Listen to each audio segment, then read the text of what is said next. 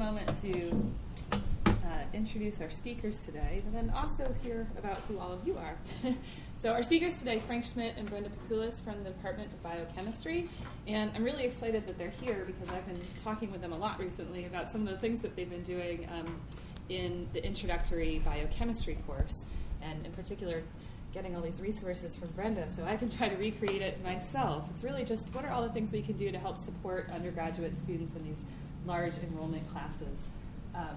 And I've also saw on the note that they sent us that we may get a special wrap from Frank at some point, his syllabus wrap, so we have that to look forward to. Or not. Or not. But let's go around and just, if each of you could share your name and where you're coming from, that would be great. Hello everybody, my name is Najash. I'm an alumni of Mizzou. I am here because I started a nonprofit working with high school students, so an opportunity to figure out more tricks and trades to get them engaged is what I need. Great. I'm Ryan Glosser. I'm in chemistry. Kent Peterson, Department of Nutrition and Exercise Physiology. Brian Harvey, Biochemistry. Teach taxes and animal science. Corey Kaufman, I'm a teacher in residence with the physics department and a high school physics teacher at Rockbridge High School. So you two should talk. Bruce? I'm Bruce McClure from Biochemistry. Mark Talanek, Physiology. Scott Phillips, Biology. Chris Murakami, Science Education. Marcel Siegel, Science Education and Biochemistry. And Julie Burt, Science Education. Thank you. Turn it over to Brenda and Frank. Thanks. So this will evolve slowly as we go through our class. Okay, so I teach Biochem 1090, and I've been doing this for 2 years, and I have to credit Bruce McClure in that I kind of picked his brain a lot to sort of get some ideas on how things worked when he taught this class 7 years before I did. There's a big gap in there. Couldn't be, I'm not that old. Sorry, 0.7. And then bounce ideas off Frank. And also just sort of, I had taught the senior capstone laboratory course and got a good appreciation for what these students didn't know and had the opportunity to fix this by dealing with the freshmen myself. So only 2 years in, so it'll be another year or two before I get output. So there's about 130 students. About 98% of them are freshmen and or first semester on campus. Some of them are bio-sci, undeclared, business majors, every now and then an English major, because my zoo, for whatever reason, listed as Gen Ed. They come in with a range of math abilities, and in this case, this data is primarily from biochemistry. They're the ones I have data on. Anything from pre-algebra, and that they're struggling when they go into college algebra, to those who've already got AP and they're done with Calc 2. The range of chemistry. Students say, I had a very poor high school chemistry experience, or I had my school is so small, we didn't have chemistry. To students, again, who are post-inorganic and freshman year, they can go directly into organic chemistry. So again, a wide breadth of knowledge. All of them, generally all of them, have the high school mentality. And in a lot of ways, that is kind of what I'm struggling with a lot. I never had to study in high school, is what I hear a lot. Therefore, why should I start studying now? I'm going to med school. When are you going to start studying? Oh, well, when I get to med school. Scary. Okay, so my goals are clearly based on who they are. I need to address them. So I want to acclimate them to college life. First time away from home. The freshman class, or Mizzou itself, is bigger than the town they grew up in. I mean, just all sorts of stories as to how this is so different. Inform them on resources. The Learning Center ChemSI tutors basically things that will help them once they say, I need help. And that seems to be a hurdle. Clubs, Biochem Club in the Pre-Med Society, which is relevant to most of them. And informing them about other extracurricular activities. So I take some time in class to tell them about these things, usually just as they're kind of in and getting settled. Understanding who they are to teach effectively. So over the course of the semester, usually pretty early on, I hand out surveys. They're freshmen, they'll tell you anything. You gotta be careful what I ask. But what I'm trying to do is figure out who they are and what they need to be able to, again, address and cater to how I can interact with them directly. I help them. I require them to create their own support system. So I will tell you about their buddy system, but basically, who can they go to? Academically, personally, socially. At home, it was mom. They still have mom by phone. But depending on who mom is, if they're first college generation, they have no resource. Who do they go to? So telling them who, again, sources on campus, who can be that for them. Reminding them they have to be present both mentally and physically to learn. So attendance sheets, they get points for coming to class. But mentally present as well. So no computers, no cell phones, no nothing. That is strictly enforced. I have people, and I'll tell you about how we do that. Peer learning assistants, PLAs, who are there as role models. So 3 students, upper level. Because of one bad experience, I now require them to complete Frank's course, so the upper level lecture courses. They are seniors. Some of them probably have had this course.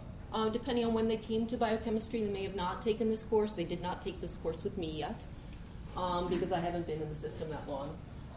But they're there in the class doing things I'll tell you about. They are there. They do office hours. They do the pre-exam reviews. They are there, and the PLAs tell me. The PLAs are the funnel back to me. What are they asking? What do they not know? What do they need? What kind of questions are they getting from them? What kind of information are you giving them?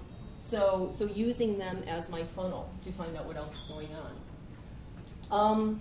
In-class presentations for alternative career opportunities. Again, who are they? As they come in, about 80% of these students say, I'm pre-med, which is fine, except of those 100 or so who are biochem majors who declare pre-med. We graduate about 60 a year. Some go, some come in. There's, of that 80%, a very small fraction actually even apply to medical school. So where do they go? What do they do?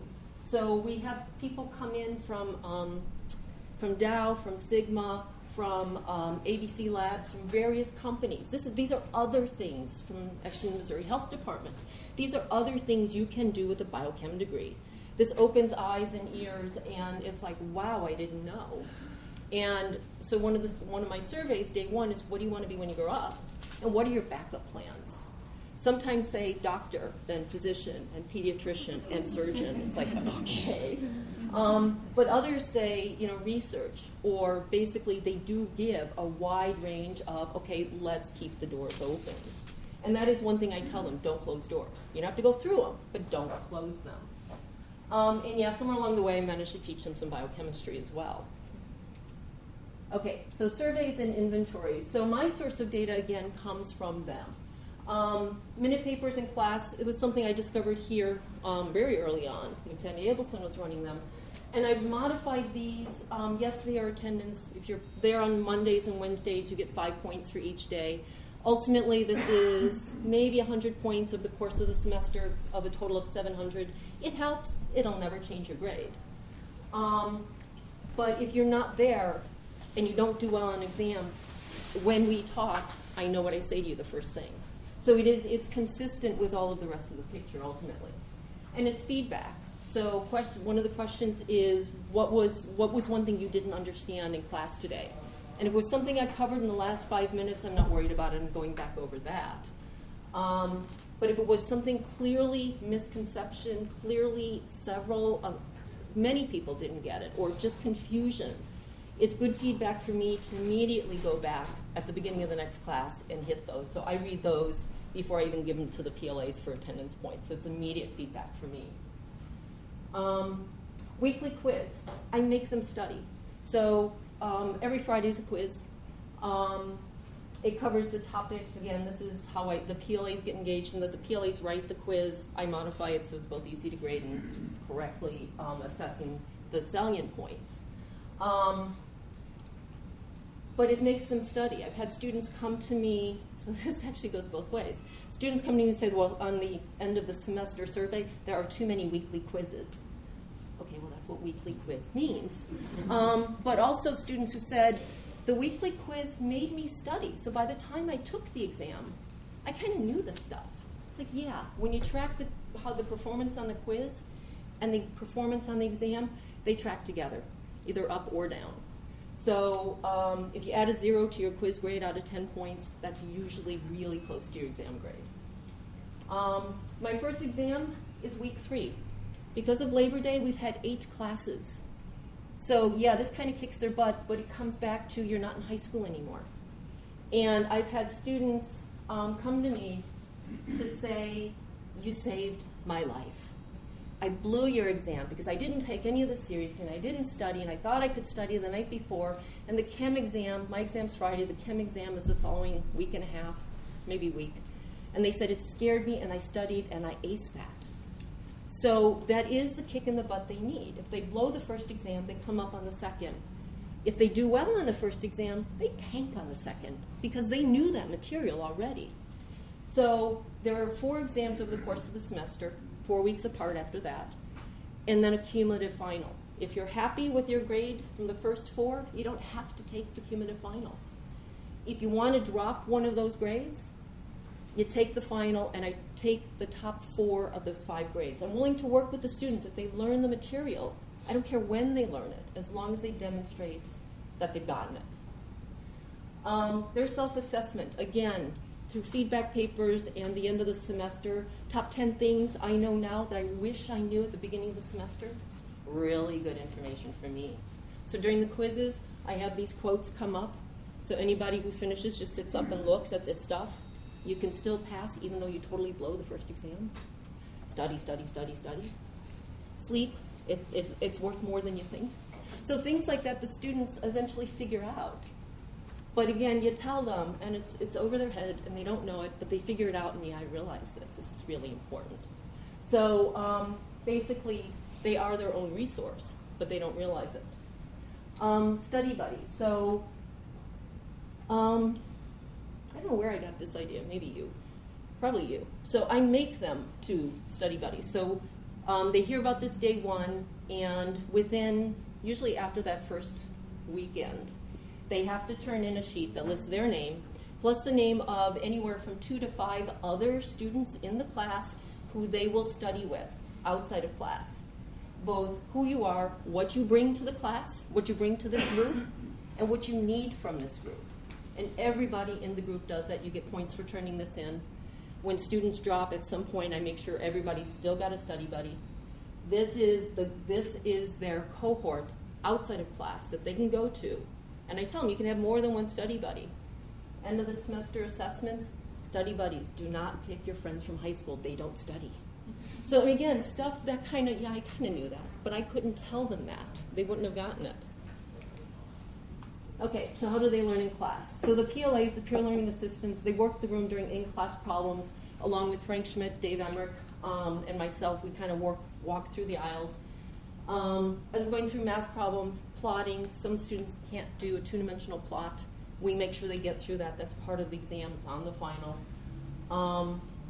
Some of the in-class things, it's an additional resource for them. The students at the end of the semester say they appreciate having somebody else there looking over their shoulder, literally.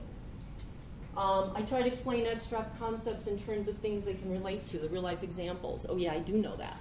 It's protein denaturation. Is whipping egg whites? Oh, yeah, I guess it is. And again, as many hands-on activities as I can come up with that will help them relate to these otherwise abstract constructs. Okay, so biochemistry, proteins. So proteins are amino acids, which are joined linearly by a peptide bond. So this is your primary amino acid sequence or structure. So the backbone tells you the orientation. So this is your amino, your C alpha, your R group amino acid is on that, and C double O. This is your peptide bond. It joins to the next end, C alpha, C double O. The orientation of the peptide goes in this direction. So as you are getting your strips, determine the orientation of your strand. And just as the nearest exit may be behind you, the orientation of your text does not correlate with the orientation of your strand. So look at that out the orientation of the text and determine the orientation of your strand. N, C alpha, C double O, goes in that direction. Okay, so this is primary sequence. So the orientation of or the amino acids themselves. Proteins also have secondary structure. These are backbone interactions. This gives them unique structures and functions and properties that we'll tell you about. They're alpha helices and beta sheets. So in this case, you've got your strand, and again, depending on which one you've got. So here we've got an N, C alpha, C double O. This strand goes in that direction. Here is an N, C alpha, C double O. This goes in that direction. So the first thing we want to do, is figure out how are these guys going to interact. So they will interact by hydrogen bonds. And hydrogen bonds aside, hydrogen bonds are an important concept. They learn about them in proteins through alpha helices and beta sheets. We come back to them again with DNA. It's your R group interactions. All of these things really play in. So they know, are being told, that oxygen has unpaired electrons. It gives you the negative charge. Hydrogen on an N or an O, not on a C, has a positive charge. Opposites attract. So work with your neighbor and do anti-parallel beta sheets. They will be held together by these hydrogen bonds. So find somebody who's going in the opposite direction. So again, this guy goes NC alpha C double O. These have to be anti-parallel strands. And figure out how are you going to get these hydrogen bonds to work. And once you get them, draw them in. So pair up, work with your neighbor. Here we go, we got some more. Just look it over. Just make sure to draw an arrow on. Just check the anti-parallel based on your order with the orientation of your arrows. You got it. Pleasant experience. Yep, there you go. I don't know, is passing biochemistry a new experience for you? Good. He passes on everything. Oh, he's hoarding strands. We're going to make you do a beta sheet. We have the same. Did you get it back? Yeah, and we got some more screens. So it does work even You if your can text flip it goes the over wrong if way. you You can want. flip it. Just make sure you know the orientation. For those of you who got it already, do a parallel sheet. O and H. Yeah. The rest of you guys broke in your answer. Okay, good. Good answer. There you go. Make it work. Now you got to do parallel. Oh, wait, what? Once you do anti-parallel, you got to do parallel. Flip it over. Once you got anti-parallel, do parallel. Oh. Anti-parallel, the arrows are going in the opposite direction. Right, okay? If you go nitrogen, carbon, Okay. C double bond O, there you go. It makes you realize how much harder it is for students. Yeah. Yeah, but again, that perspective Well, really and helps. the parallel geometry is not obvious. You know, Yeah, and the fact you that get, text. when you get to the parallels. Yeah. Okay, so if you've got anti-parallel, go ahead and try parallel. Again, just make sure your strands are going in the same direction. And do the hydrogen bonds the same? No. Configuration of the same or different?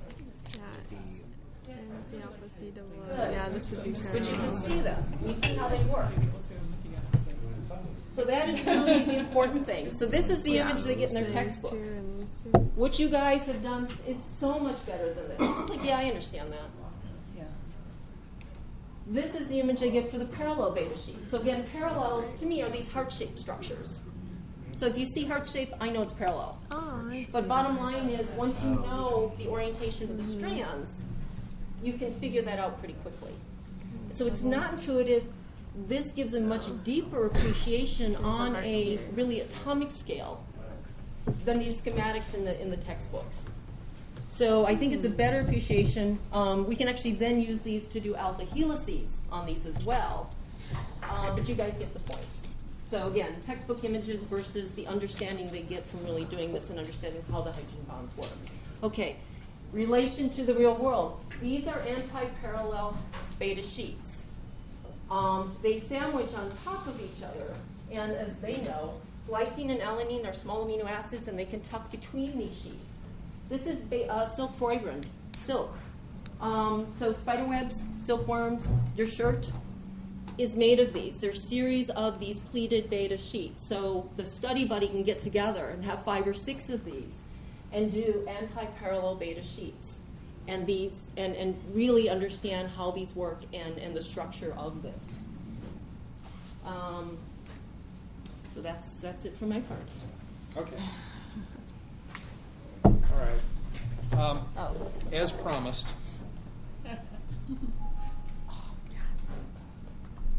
You might want to shut the door. No.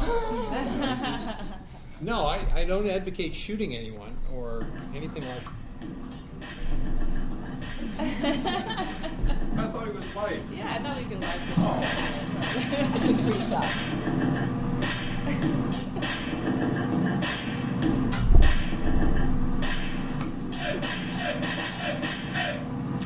I'm Dr. Schmidt. Don't answer to Frankie. I'm old and gray and kind of cranky, but you know for sure I don't do rack. Far as I'm concerned, it's a load of black. All it does to me is irritate, not like the Stones or the Beatles. Now, they are great. But I'm not here to talk about musical theory. I'm going to answer your biochem query. Let's put the cart behind the horse. Here is how you're going to ace this course. First of all, you got to be honest. Science lives on a mutual promise. Scientists who try and cheat pretty soon are on the streets. If you cheat in this course, here's what follows. Get an F for a grade, go see the provost. Provost committee can throw you out. You know it's not worth it, that's what I'm about. Second thing is come to class. If you're not here, it's harder to pass. You already paid Mizzou tuition, get your money's worth is my position. Lose the cell phone while you're here. Don't text or email, let's keep your brain clear. Laptops too will hinder your work. No selfies, please, don't tweet, don't twerk. The tests are hard, but they'll help you prepare. Do the problems and you won't be given no stare like a deer in the lights from an oncoming train. If you've done it before, it'll come to your brain. Study with others, form a group. Get lots of help from your biochem troops. And if something I said is not so clear, look in the syllabus, because it's probably right here.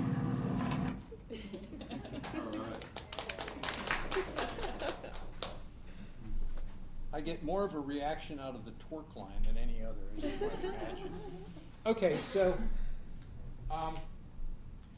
this is a course of junior and senior pre-meds, pre-meds and biochem majors. Varies from one to another. And one of the things that I've started to do this year, which I think is working, is to start asking a question ahead of class that would deal with whatever we're going to talk about. So they don't have a clue about what it is, unless, of course, they've read ahead, and that's not everybody will do that. So learning by doing, I've just given you a sheet, and you can jot down thoughts that you want. This kind of kinetic learning is something that I think the students appreciate and enjoy. And so here's one that I've come up with called metabolic speed dating. This stuff that you can't read is a version of the metabolic chart.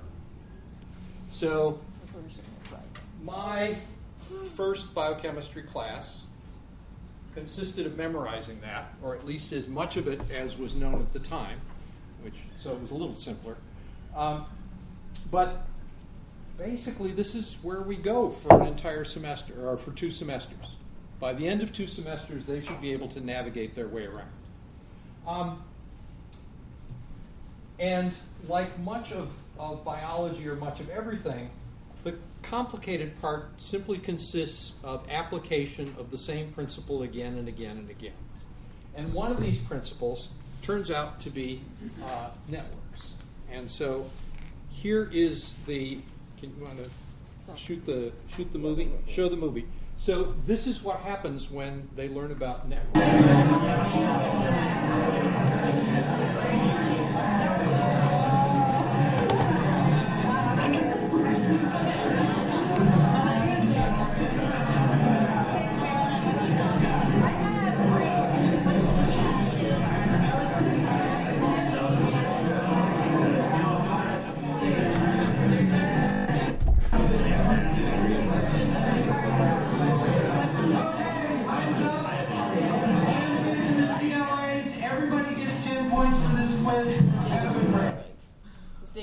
spring break. It doesn't usually look like that.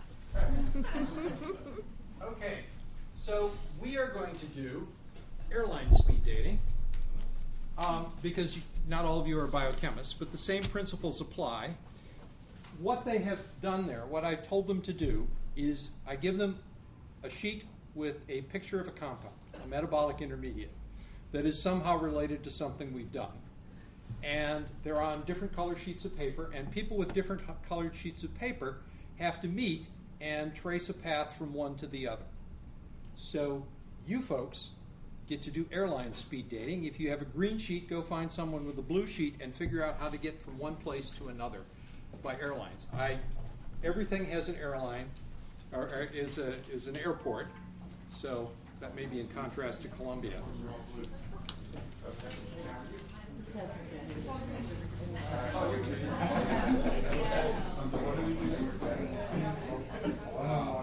Maybe no.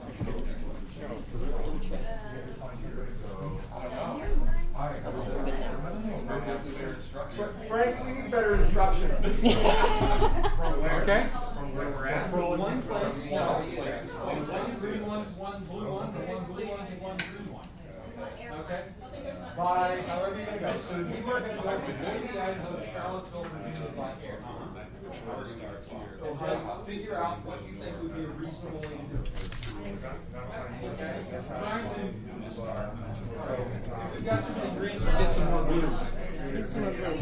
So do they overlap though, or do they need to come up with their own airports?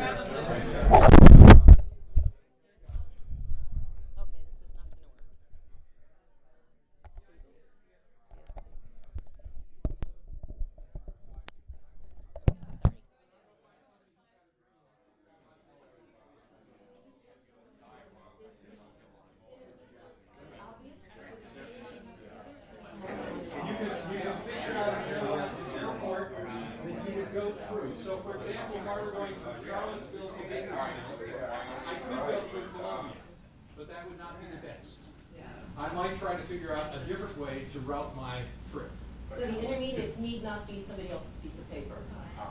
Okay? We can just come up You with can our just own. come up with one. Because you know the pathway. You know the pathway. Okay? Okay, so you could route your two trips through Columbia. No, I'd say that would be a foolish thing to do. Instead, there are other airports that would be more likely. We're going to drive. We're taking You're not driving, you're flying. Wow! You didn't specify. You're flying. They know. All right. You're flying. All right. You're allowed to drive under the airport. You can find it in the What would be a reasonable way to get from one place to another? Yeah, you got it. Or you can go.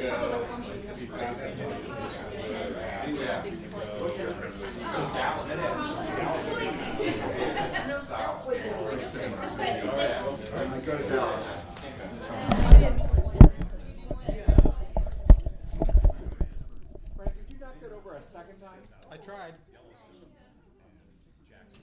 Okay, so did you all find a route?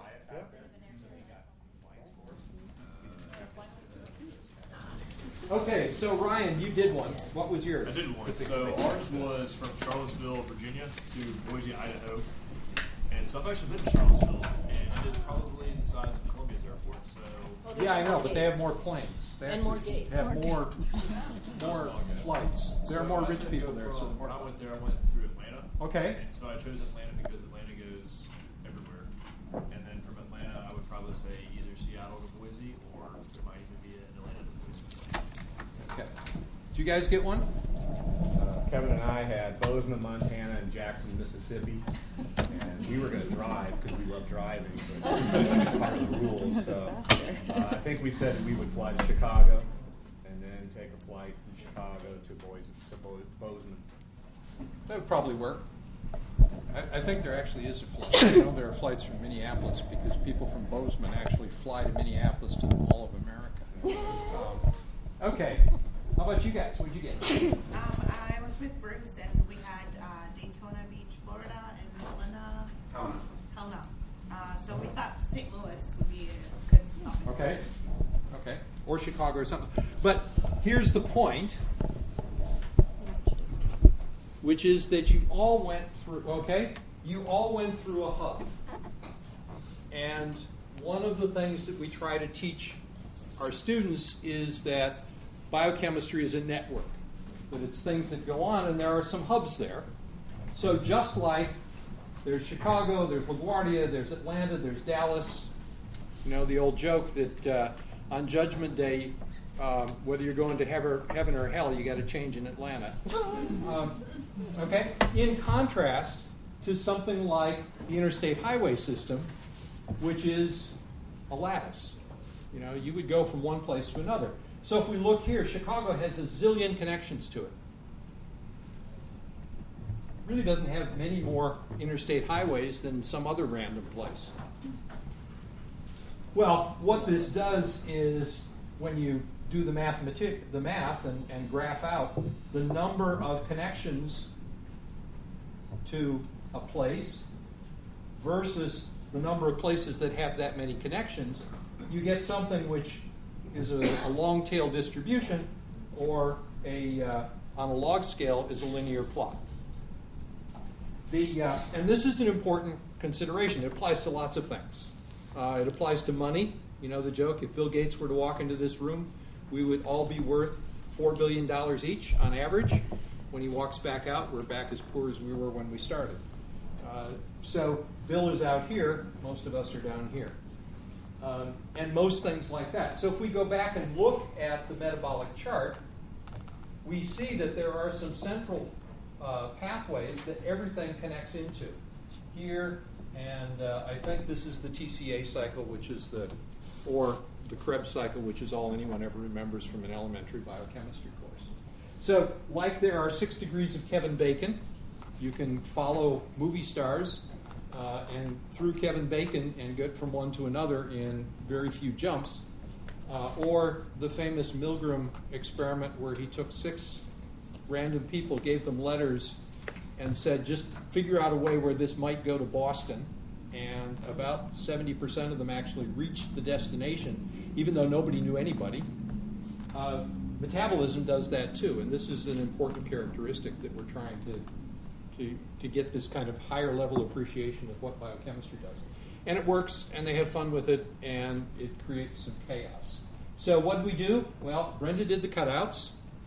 I did the chaos. You guys did the chaos. You guys did the chaos. You can imagine what this is like with 75 or 100 people in the room. You know, so far I have... So one thing I would like to do just from an observational setup is decide who is a hub in this thing. Is it the smart people, the ones that ace all the exams?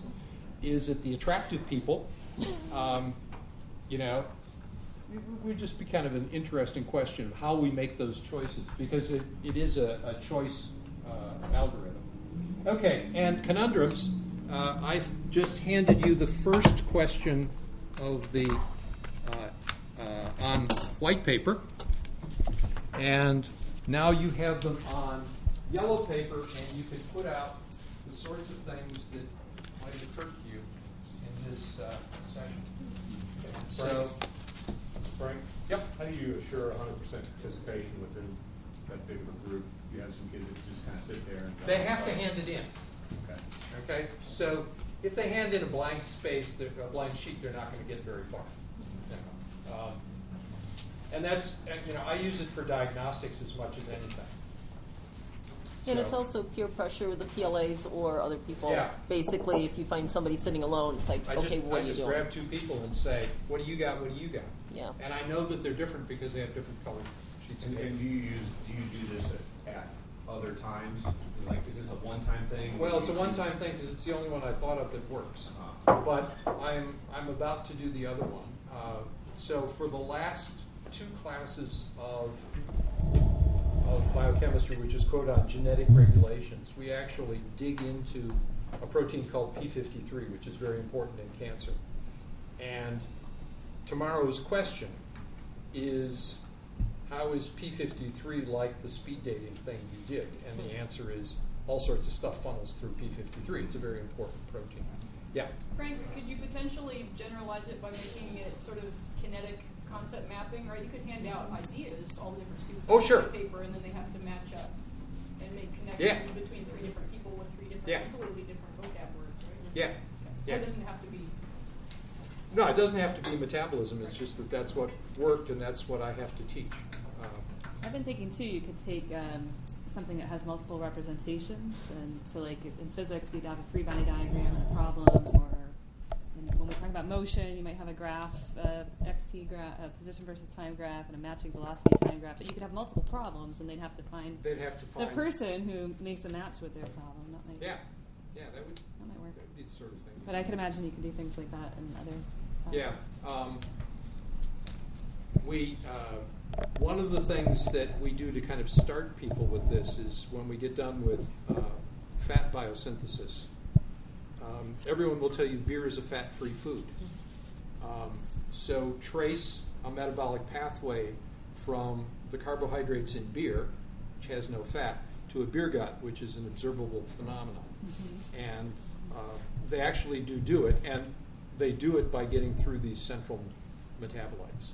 And that's really the lesson, is that in biochemistry and in lots of other things, there are some things that are absolutely central that everything connects through, just like Chicago or Dallas Airport. Do you want to say something about the peer learning assistants? Okay. How you got that started? What's the right number? Okay, so the PLAs and how it's funded. So the PLAs are funded by CAFNR, and I think initially it was because we do have such large classes and everybody uses them slightly differently. So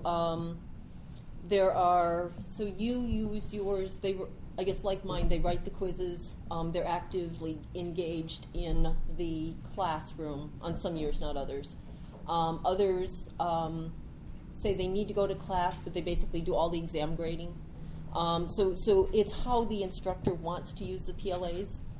They were initially they were used in the one instructor and the 130 students who then go on to the laboratory course. So there are PLAs, peer learning assistants, in the laboratory courses for the freshman and sophomore laboratories. So initially they were there, and then from there they expanded out, well, I can really use a grade, or I can use some help in my class. There are opportunities there. Basically, CAFNR has some money there. I don't know how much money they get. It's a per semester. It's about 8 to 10 hours a week commitment, minimum wage. So I presume it works out to between $500 and $700 a semester. I don't know if it's a year-long commitment or semester by semester commitment. Semester by semester. Yeah, it's as needed. So I use them to hand out the question sheets and collect them. And then each sheet is worth a point in an overall, to a max of 50 on their grade. And so they tally that for me. They tally the quiz scores. They grade the quizzes. They hand out things. And then they're often informal questionnaires. So I will hear from the PLAs that a bunch of people are asking about blank. Even though they don't actually have office hours, you've had office hours at times. We had one who took note sets that were incredibly complete. We never figured out if they were productive or not. From the student's point From the student's point of view, because of course a fair amount of effort and learning takes place going from ear to brain to hand to pen. brain. So. So again, how they're used and what they get out of it. So when CAFNR advertises these, it's you have the opportunity to have an impact on the next generation, and how the faculty uses it is really up to the faculty. I think the ones who PLA, for me, enjoy working with freshmen, and it's a very different work group than the ones who work with him for juniors and seniors. And do you have graduate TAs in that course too, or do you? The graduates are used for something for other, not in my course, not in your course. Those are used to do the senior capstone laboratory course. That's where we really need the expertise. So yeah, so we have TAs, but they're used. And our TAs are only, it's an experience, it's one semester for graduate students, so those are not a resource for undergraduates.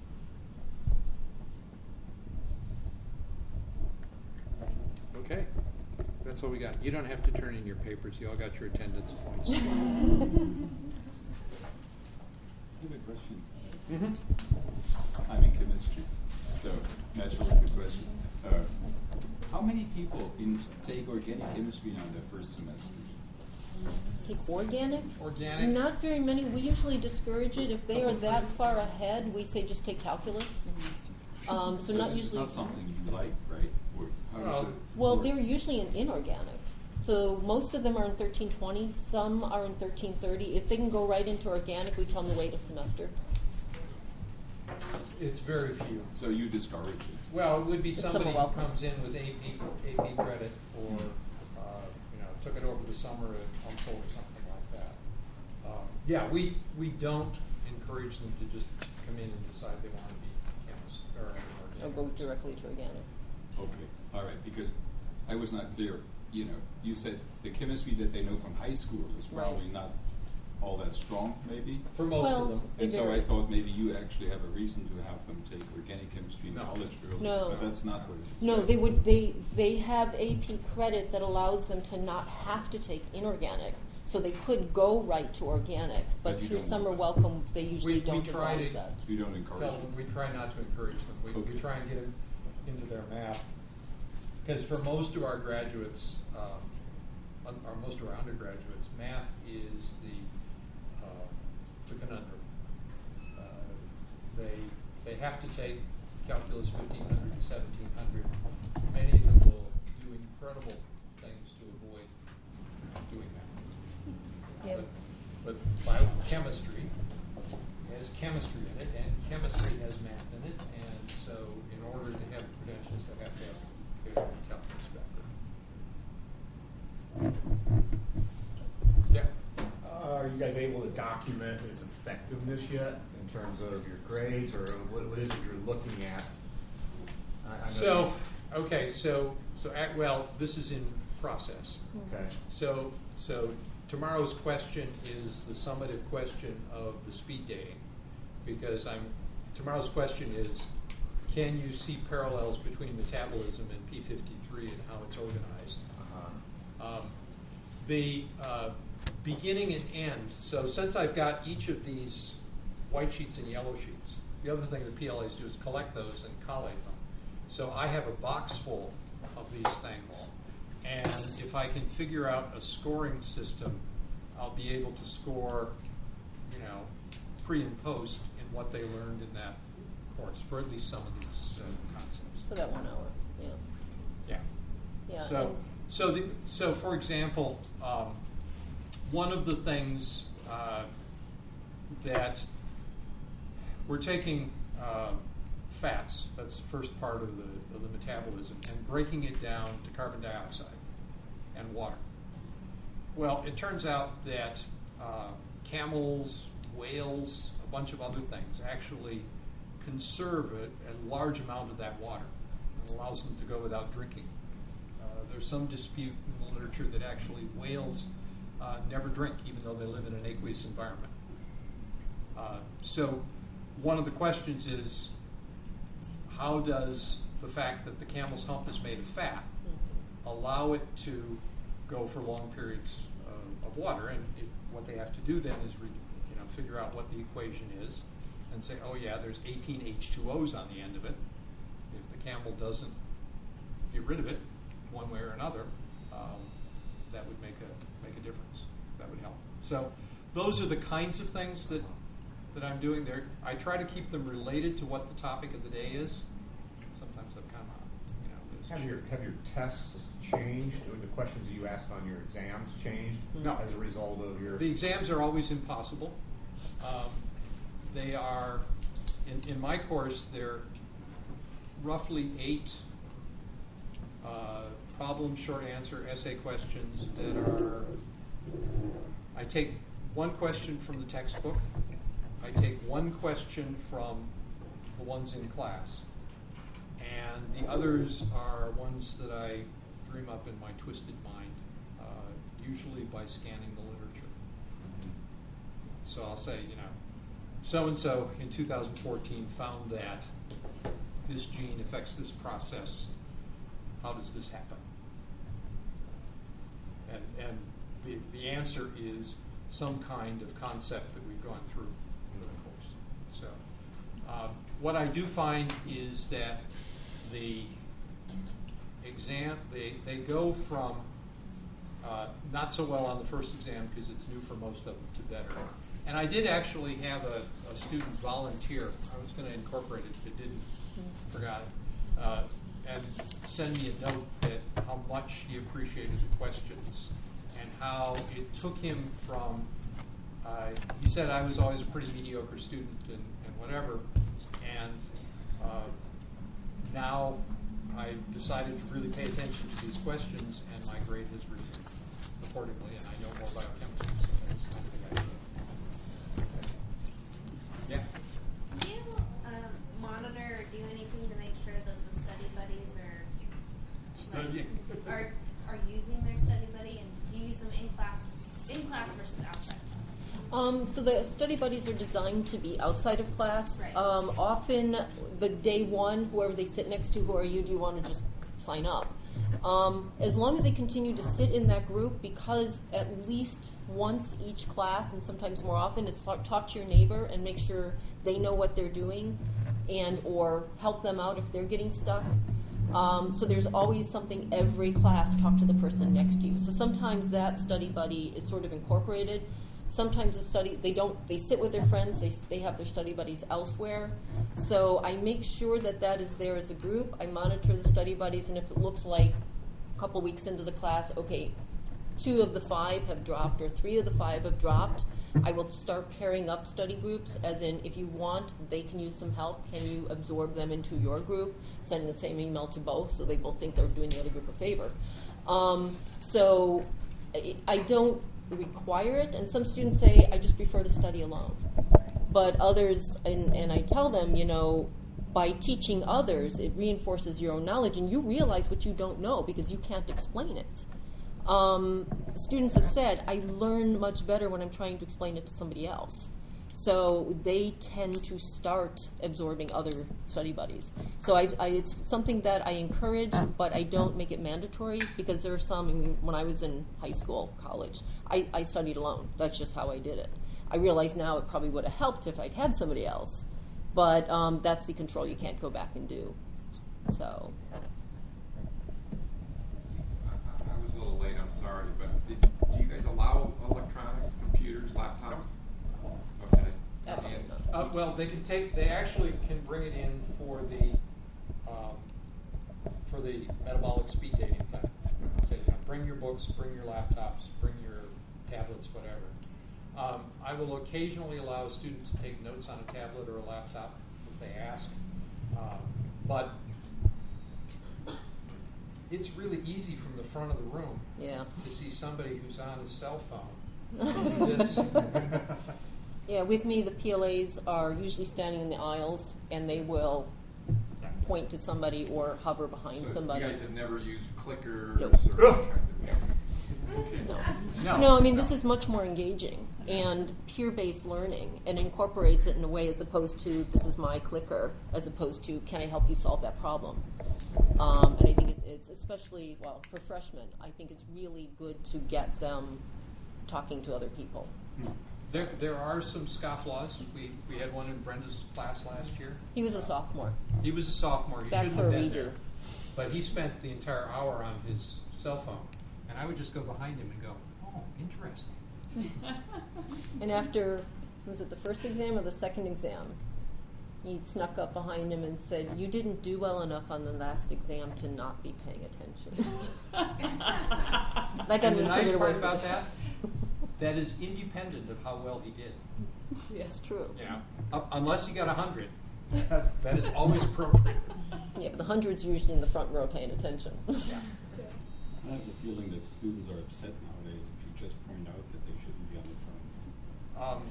That's why it's a hard and fast rule. That's really And I will allow it for a. Wonder, do you have my? Oh, you loved it. I said I've got your other video. Your $20. Oh yeah. So one of the things I do for Brenda's class, 50. You know this. 50% alcohol. Dunk a $20 bill in it and light it, and it will flame up beautifully, but will not burn.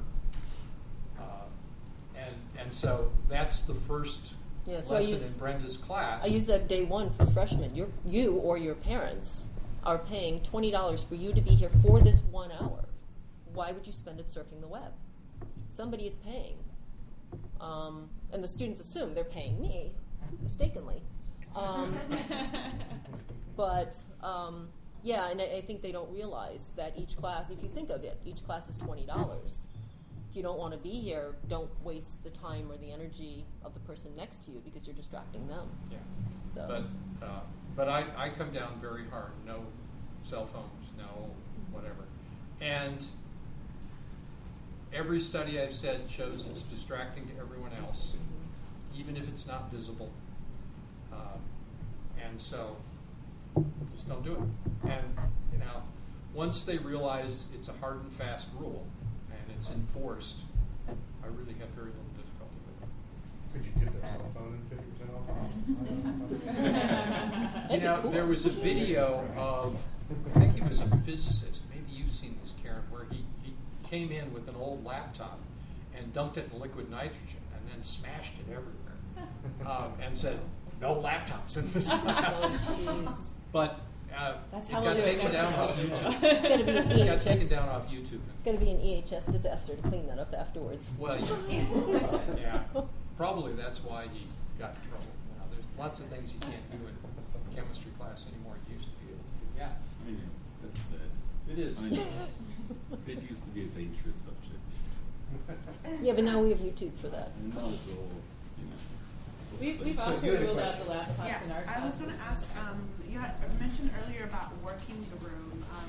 I love to kind of see how you do that. There's some studies about how in elementary school they might cluster students, like a really smart one, kind of not so enforced. But since it's a large classroom and everybody's just kind of sitting everywhere, or maybe how do you sort of figure out how to pay attention? I'm sure at some point in the middle of the semester, you know who's doing really well, who's challenging, but in those first few weeks. So the first, some of it is assignment dependent. So the first week or so, the first couple of days, we have them plotting things. So the rows are such that you can actually step over backpacks and literally look down a row or two. So just by scanning the row and see who's plotting, you kind of know where to pause because they're not plotting anything. Or, so it's, okay, what part are you stuck on? Or how can we move this along kind of thing. So, so the first couple, it's getting an idea of who's moving and who's not. And some students have said, I didn't bother drawing anything. But as soon as I started drawing in class, I realized that's the best way to learn. So again, the students anecdotally do say, this really does help. But until they start doing it, they don't realize what difference it does make. And then how do you balance out between wanting to help but not also putting students on the spot if they're having something challenge? It's how you phrase the question. Can you check your neighbor and see if they're doing okay? Can you help your neighbor out? Can you make sure your neighbor is doing okay? And when it's discuss this and see if you can figure this out, well, what was some of your neighbor's answers? So will you volunteer somebody else's answer? And usually there's some kernel of truth to any wrong answer. It's like, okay, well, let's follow up on this part and then bring it back around. So, it's more of the art of answering questions. And, yes, no type questions work. All right, half you said no, half you said yes. You're both right, here's why, or wrong. Or here's how you get from here to there. Okay. One of the things about teaching a fairly circumscribed subject at this level is that as long as I've been at it, I know most of the wrong answers, and students aren't quite imaginative to come up with ones that I haven't encountered. And that's true for exams, and it's true for in-class questions and so forth. They all just kind of go there. So are you done, Corey? Are you only doing this? He's got to go teach now. Are you only doing this? Okay. Well, be back in the classroom. All right. I want to give Corey a shout out because I got started on this when Corey taught my daughter 9th grade science. And she came home one day and said, we had to do this measurement. And everybody had to graph something. So there was, temperature water boiled at or something boring. And so they, instead of having their right answer, wrong answer, we made a grid, and everybody put a little box. And lo and behold, you had a very close approximation of a bell-shaped curve with little positives and little negatives. My daughter said, oh, we were way out on the right-hand side. But everybody got the issue, and that's kind of guided what I've done ever since. So thank you very much. Thank you. Frank, how many are in your class usually? This year it's 75 to 120. We're kind of wondering what's going to happen because the word is out that the MCAT has biochemistry in it. And until the word gets out about how much biochemistry is in it, we may get an influx of pre-meds who would have taken it otherwise. When my class changed from 75 to 150, it's really affected my ability to do some of this interactive stuff. It just takes, I don't have enough hands to pass out paper and to collect it. It just becomes logistically, it's been more challenging. It was pretty much when it reached about 100, 110. Then I started feeling overwhelmed, and the amount of time it took to do interactive stuff became counterproductive. And so I'm struggling. I've tried clickers, you know, and it's like I don't like, you know, I don't want to reinforce the technology thing. I love the idea of paper and pencil and all of that, but yeah, so the that's thing the advantage of the PLAs. Yeah, I was going to say the PLAs is the official answer to that. The unofficial answer is what John Adams does, which is have the students self-identify as ambassadors. They are your in-class PLAs. They become the funnels for information upward, and that actually works really well.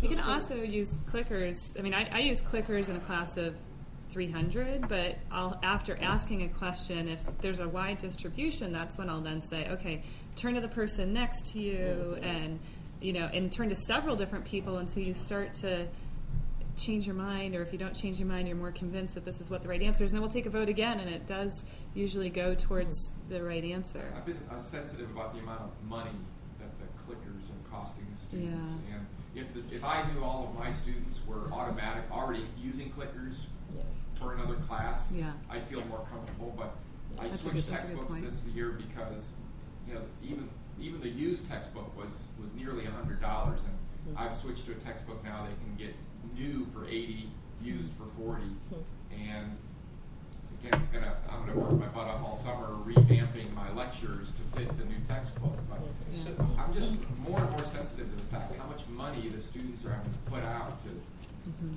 do this technology stuff, and whether it's a real trade-off or not. Well, and Jan Weaver for many years used a low-tech version. She gave everybody a different colored index card with 1, 2, 3, or 4 on it. Or you just use your hand too. I'll do that. Or just do this. Nobody sees your answer, and you can get a sense of the room. I mean, that's the advantage. Everybody disses on the old-fashioned lecture hall, but that is an advantage of that kind of stage. Well, I want to thank you both for coming today, and if you've got more questions, we can continue them afterwards. And I also want to thank you all for filling out the feedback for us, and we have a winner today from that is Chris. So thank you.